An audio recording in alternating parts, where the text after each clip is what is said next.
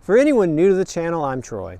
It's getting to be winter here in North Carolina, which means it's time for us to winterize our Rockwood GeoPro 19 FPS. Just a disclaimer, we've been using this method for 3 years and we haven't had any problems, but we're not experts, so we recommend you doing your own research. Go ahead and talk to your dealer and follow the manufacturer's recommendations, which Linda is going to talk about now. And I'm Linda. Now, we are going to be using a checklist off the Forest River app to go ahead and do the winterizing today. I have mentioned this app in a previous video and it has been super helpful. It has all the manuals, PDFs, checklists, and videos. So we just downloaded it from the App Store onto the iPad and our phones. That way we don't ever have to worry about finding a paper version of something. It's always available to us. These are the tools you're going to need for today's project. RV antifreeze for potable water systems, probably a flashlight. Always a good idea to have a drill with you or a screwdriver to pull off access panels. An 1 1/16 socket with a 1/2 inch extension and a ratchet for the water heater side of the project. For our RV, it requires rubber tubing for introducing the antifreeze into the water system. And for our RV, we have a water filter inside, and this little spanner wrench is used to remove it prior to starting the project. The two of us just came off a long trip, and the last thing we did before we got to our storage unit is we dumped the tanks at a dump facility. I dumped the black, I dumped the gray, completely dumped the freshwater unit by opening the drain at the bottom of that tank and getting all that water out. In addition, we opened up the faucets inside the camper then, and we opened up the low point drains and dropped all the water that was still in the water lines existing out below. At this point, we are ready to get started.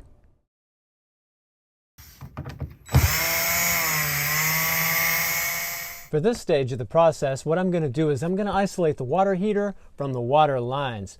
To do that, I've got 2 valves in here, one at the top, one at the bottom, and you turn them like this. Now we don't have to worry about running antifreeze through our water heater.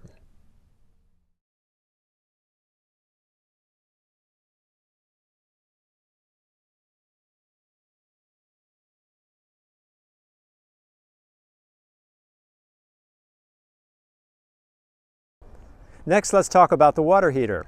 Now, the last night I was on the road, it got very cold, so to jump one step ahead, I've already pulled the water out of this unit to be on the safe side, but I am going to go through those steps to get it done right now. Before you get started, very important to understand, you need to make sure that the unit is off and that it's cold before you do this service. What I'm going to do is drop this door down. This is a pressure relief valve right here. I'm going to pull this little thing out, release the pressure from the inside of the tank. Take an 1 1/16 socket, hold it right here.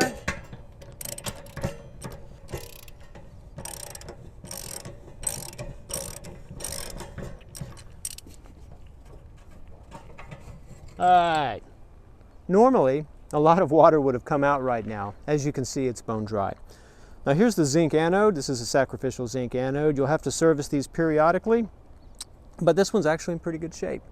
So what I'm going to do to let the water out of it, put it back in and thread it back in. Run it up with your fingers and then use the socket.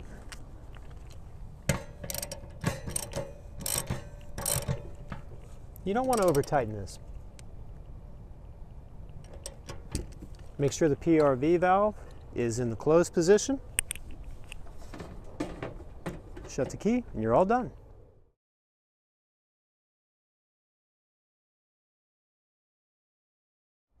Now, we did a video back in the spring and we did a full service on this unit. If you want to see that video, we're going to put a link right above. Now this is a little awkward. I've got to lay down in my camper model, reach back in underneath the bed, use the spanner wrench here, and basically remove this inline water filter and take it out. It's going to be completely full of water, and I'm going to have to hold it completely level when I unscrew it so as not to have water all over the place. I have laid down some rags because I always spill a little, but I've gotten pretty good at this over the years.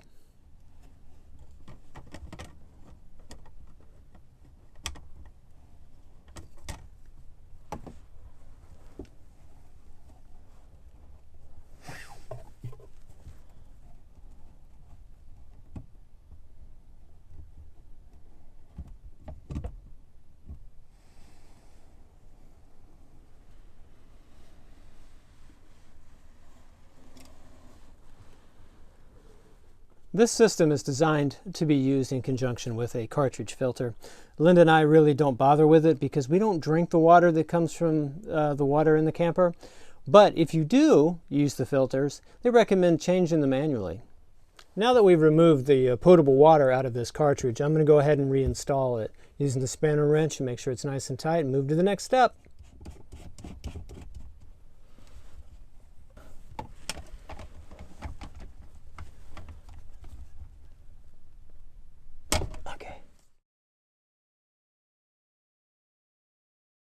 Before we get to the next step, I did want to mention one thing.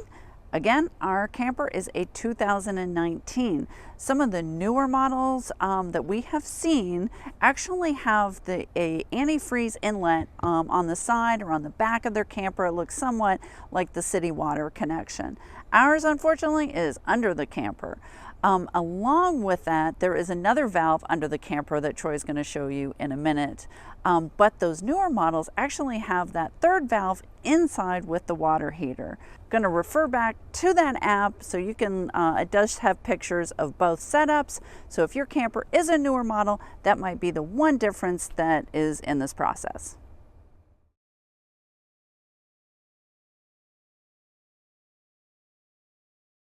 Now to get this process started, you're going to take this rubber tube, you're going to pop it onto this valve. You're going to put the other end, obviously, into your antifreeze, and you're going to take this valve, just like we did with the water heater, and you're going to turn it to the direction of flow, and you're set. At this point, we need to turn the water pump on inside and start drawing antifreeze into the camper. So once Troy has got everything lined up outside, I go ahead on inside and turn the water pump on.